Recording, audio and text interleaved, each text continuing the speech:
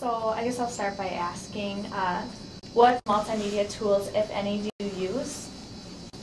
I think most of the work that I do does focus on the mainstream media here in town. And so I work a lot with the local TV stations and helping them to put together news stories about the folks here at SMDC and what constitutes the great care that we provide or interesting programs that we offer patients. Sometimes people will come to me wanting to know about a particular health topic like frostbite. And so then I help to coordinate those interviews. So they're typically working with the video realm if it's a TV station. But the nice thing is that they do put their stories online.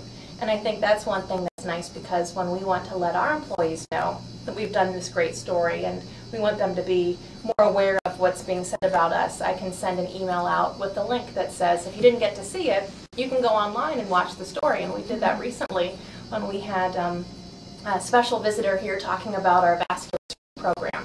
And they aired the story right away after we did the interview with him. And so a few days later, we had some more stories that were coming out, and I was able to tell employees, and if you missed the story on WDIO, go to this link on WDIO's website, and you can watch it and learn more about it. So there are some ways that we are taking advantage of the fact that they are not just broadcasting on TV, but putting their stories on the web. And then also when it comes to the newspaper, we work with the traditional newspaper reporters, but they're also online now too.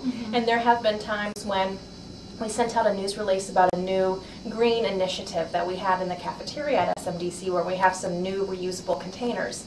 And we're real excited about that, and I wrote up a news release and sent it out. Well, it didn't make a story in the hard copy of the paper, but one of the reporters wrote about it in his blog.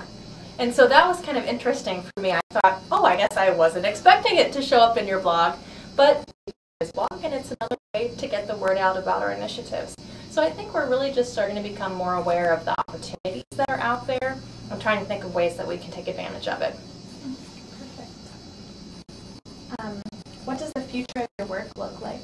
Well, I think the future is continuing to take advantage of the social media, and I think we've got a lot to learn. There are a lot of great opportunities. You were talking about how you guys are learning more about Twitter and things like that, and that's something that I'd like to learn more about, because I do think there are some opportunities out there that we haven't even dreamed up for letting people know about what we're doing here at SMDC, and I think we'll continue to try to come up with new ways that we can take advantage of new media.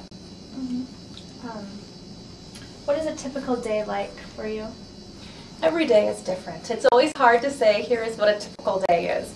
But I have a combination of getting requests from reporters who might come to me and say, do a story about healthy eating during the holidays. And so then what I do is say, okay, let me see if I can find someone for you who can talk about that topic.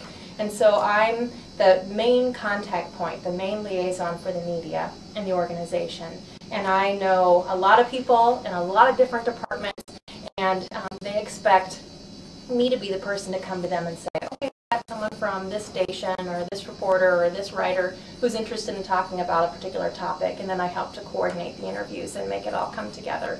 And then I also do a lot of things where I'm putting information out there, so I'm writing news releases or letting people know about an event. And so it's a combination of both proactive and reactive media. Okay.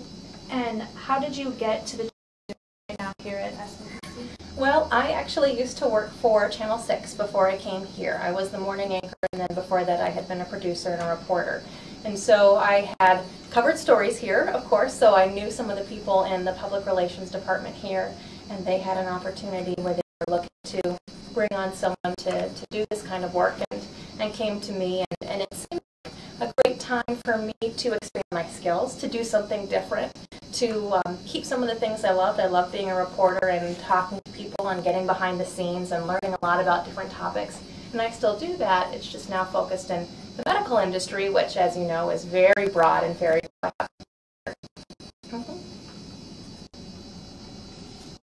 You've done that you are particularly proud of? Oh, there are all sorts of great things that I've had the opportunity to work with here. This is one I have to think about. One thing that was really neat that we did that really shows how we work as a team here, and I think that's one of my favorite things about working here, is we just have so many talented, smart, creative people that all work together to come up with different initiatives. And we had a new policy that was going into place where we were getting rid of all of the trinkets that had like drug manufacturer names or other pharmaceutical companies, because we were really trying to send a message to our patients that we're not influenced by gifts or anything like that. And so we had what we called the clean sweep. And this was something that our department dreamed up, and we got folks to basically do a huge purge across the entire health system and really get rid of all those things that had little trinkets that had drug company logos and that sort of thing. And we collected like 8,000 items, and it was a great effort. And then we great media. I talked to someone from the Minneapolis, and so he did a story, then the AP picked it up, and then the story was everywhere. And I actually got a call from Care 11 I think it was just maybe a month ago, and they had done an archive search, and this topic is still very, it's still in the news too. So he called me up again, and I sent him some pictures back from when we had collected all those items.